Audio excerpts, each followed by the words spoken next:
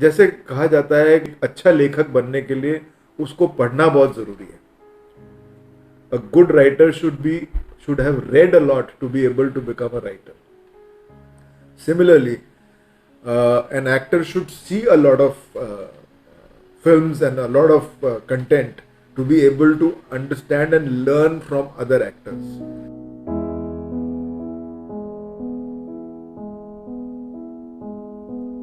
और बदकिस्मती से स्टूडेंट एक्टर्स ये बहुत कम कर रहे हैं. वर्ल्ड सिनेमा और एक्चुअल क्लासिक सिनेमा, क्लासिक फिल्में, चाहे वो हिंदी में हो, अंग्रेजी में हो या दुनिया की किसी और भाषा की हो, वो देखनी बहुत ज़रूरी है, क्योंकि उससे आपको देखते देखते बहुत कुछ सीखने को मिलता है, और वो बदकिस्मती से लोग नहीं कर रहे हैं. और मेरी सलाह होगी एक अपकमिंग एक्टर और एक एस्पिरेशनल एक्टर को, तो आप जितने दूसरे एक्टर्स को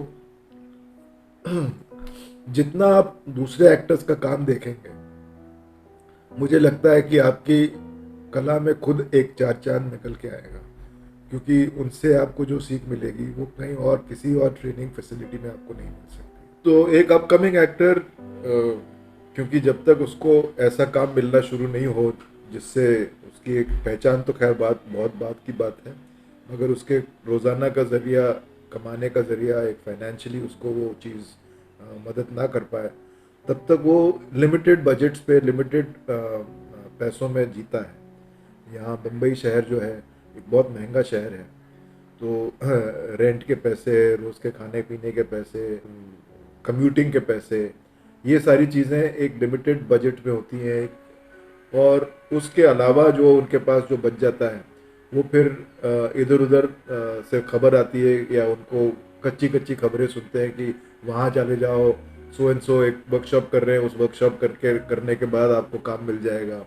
और उसको सुन के सिर्फ वो ये देखते हैं कि मुझे काम मिलेगा, उस वर्कशॉप के ज़रिए मुझे क्या और मिलने वाला है, वो सारी चीज़ें वो सोचना बंद करते हैं.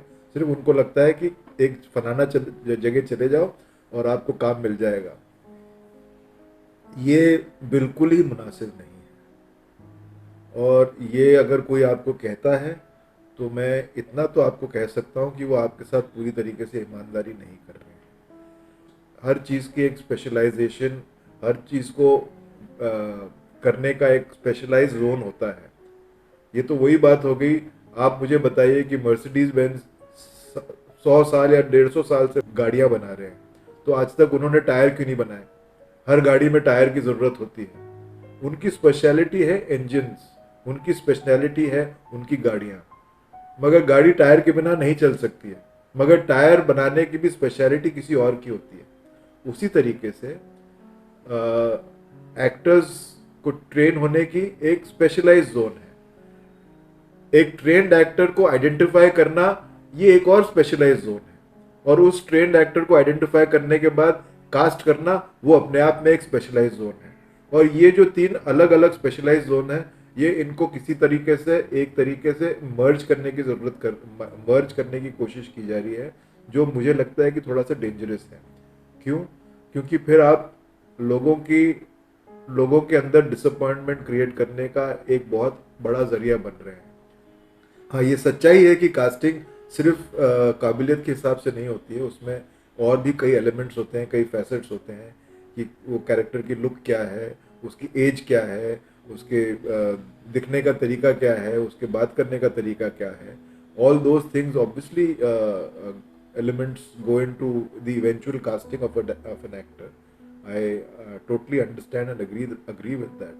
मैं तो यही सलाह दूंगा कि अपकमिंग और एस्पायरिंग एक्टर्स को, कि अपने क्योंकि आप सब एक लिमिटेड बजट पे होते हैं, तो अपने पैसों को थोड़ा सा और अक्लमंदी से इस्तेमाल करें.